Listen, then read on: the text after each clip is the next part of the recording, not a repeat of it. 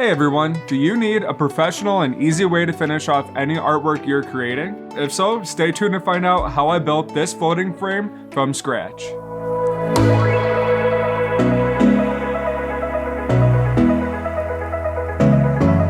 And to start this project off, I'm going to get my wood, and I'm using furring strips, and some of these have an unfinished edge with bark on them, and this is going to be perfect because I'm going for an almost reclaimed barn wood kind of vibe. Now that we've got all the wood that we need for this project, it's time to start cutting all of my angles. I'm going to move my miter saw to 45 degrees. I'm taking a look at that cool bark edge and I'm deciding which area is going to give me the best kind of outcome. So I'm cutting off a major section of this end here because the ends were kind of frayed and almost unusable. So I'm trying to find the best section that I can in my 18 inches. And I'm going to add about 3/4 of an inch to each edge of this so that there is a bit of an overlap from my 18 by 24 canvas. I can then move my miter saw to the other side of 45-degree angles.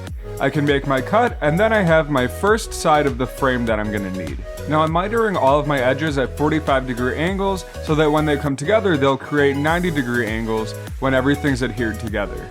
And I'm going to continue this step until all 4 of my outer frames are completely cut. Now I'm going to arrange these boards how I like. I purposely made that cool bark edge fall on the outside of the frames so that when the edges met, they could meet up kind of nicely. And then all I'm going to do is take my blue painter's tape and tape all of those edges together so I can keep this kind of aligned how I like it. And now that we have that outside frame cut, we're going to cut the inside frame. So basically, I'm going to take my wood and flip it down so that it's facing the opposite direction of that outside frame wood. And this is intended to be kind of a backer board for something to be able to attach our canvas to, and so that you won't see the wall through our frame. And I'm just cutting these to the inside length of all of my outside frames. Now this is the same type of wood because we want it to stain all the same color in the end, but this is a different cut because we really wanted to ensure that this inside structural frame would be extremely straight so that the outside frame would also follow suit.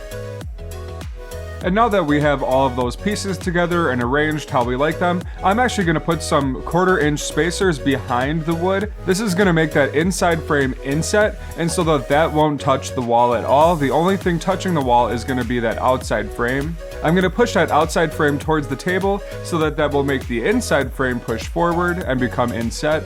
And now it's time to nail everything together. So I start by nailing the outside frame in through the sides with my 1.5-inch nails. I like to use 2 nails going through each side of the outside frame to make sure that everything is locked into place and that nothing is going to warp or move over time. Now I'm going to move on to my 2.5-inch nailer, and I'm going to nail in that inside frame through the outside frame. So everything will be tied in together and nothing will be able to move. This will be completely permanent. And now that we've got that whole frame nailed together, we're actually going to take one more step to make sure that everything is completely secured together, and that's going to be to take our staple gun and tack that back section in together as well. This is just going to make sure that everything is tied in, and this is going to prevent any warping from the front side because wood likes to expand and contract, so this is going to hold everything in place.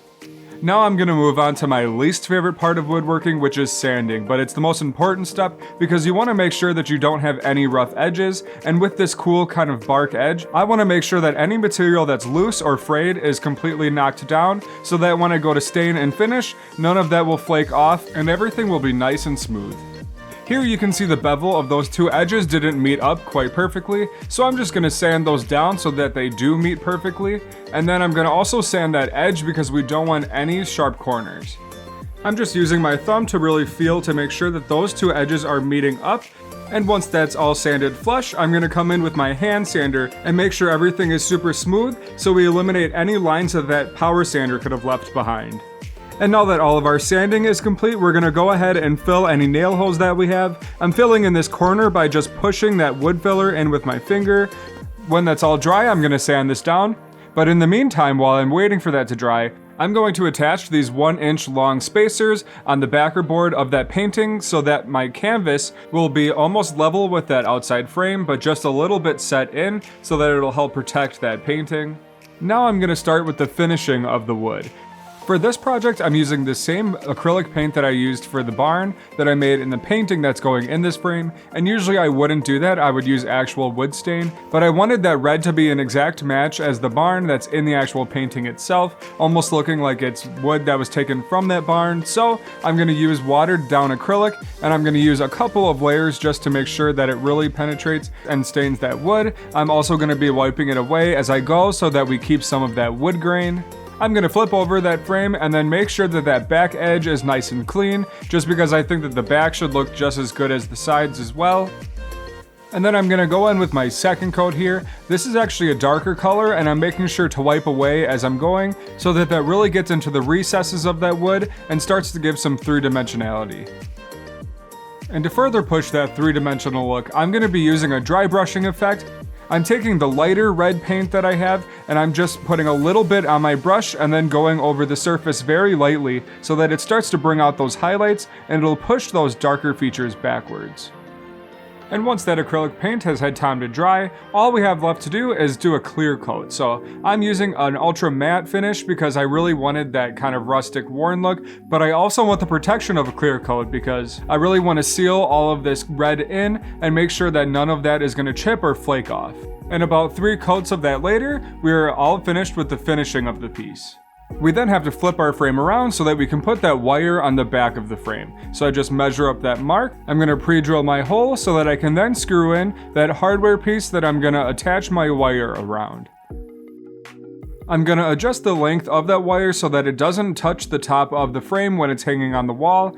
I'm going to wrap that wire around itself a few times. I'm going to make sure that none of that wire is sticking out because we don't want it to scratch the wall.